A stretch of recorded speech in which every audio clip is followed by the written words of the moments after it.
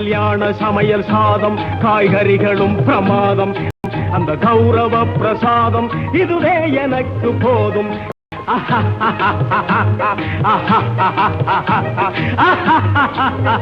அனைவருக்கும் மாலை வணக்கம்.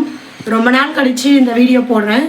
இன்னைக்கு ஈவினிங் ஸ்நாக்ஸ்க்கு என்ன பார்க்க போறோம்னு பார்த்தீங்கன்னா வாழைப்பூ வடை தான். அதுக்கு தேவையான பொருட்கள் என்னென்னு பார்த்துடலாம். வாழைப்பூ க்ளீன் பண்ணி பொடியாக நறுக்கி எடுத்துக்கிட்டேன்.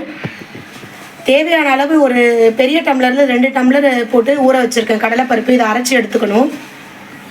பொடியாக நறுக்கிய வெங்காயம், 2 பச்சை மிளகாய் பொடியாக நறுக்கியது, 1/2 ஸ்பூன் இஞ்சி பூண்டு பேஸ்ட்டு மற்றும் பொடியாக நறுக்கிய கருவேப்பிலை. அவ்வளோதாங்க. எப்படி செய்யறதுன்னு பார்க்கலாம் வாங்க. அவ்வளோதாங்க.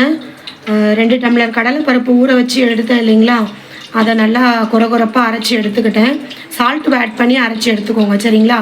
இப்போ இந்த வாழைப்பூவோடு சேர்த்து எல்லாத்தையும் மிக்ஸ் பண்ணிக்கலாம்.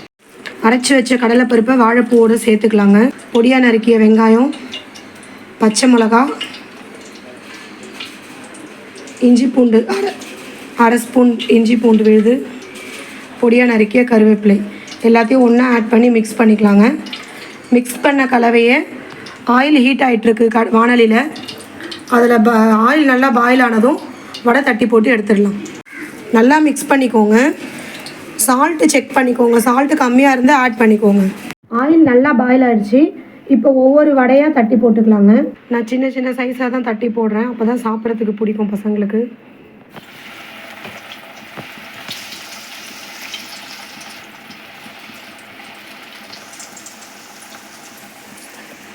அவ்வளோதாங்க. வடை நல்லா பொன்னிறமாக மாறி வந்துருச்சு.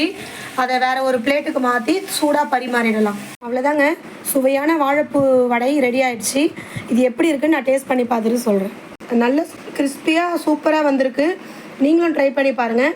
வாழைப்பூவை கூட்டாக செஞ்சால் பசங்க சாப்பிட மாட்டாங்க. இந்த மாதிரி சுவையாக வடையாக செஞ்சு கொடுத்தா பசங்க விரும்பி சாப்பிடுவாங்க. நீங்களும் வீட்டில் ட்ரை பண்ணி பாருங்கள். இந்த வீடியோ உங்களுக்கு பிடிச்சிருந்தா லைக் பண்ணுங்கள், கமெண்ட் பண்ணுங்கள். மறக்காமல் நம்ம சேனலை சப்ஸ்கிரைப் பண்ணுங்கள். பாய்.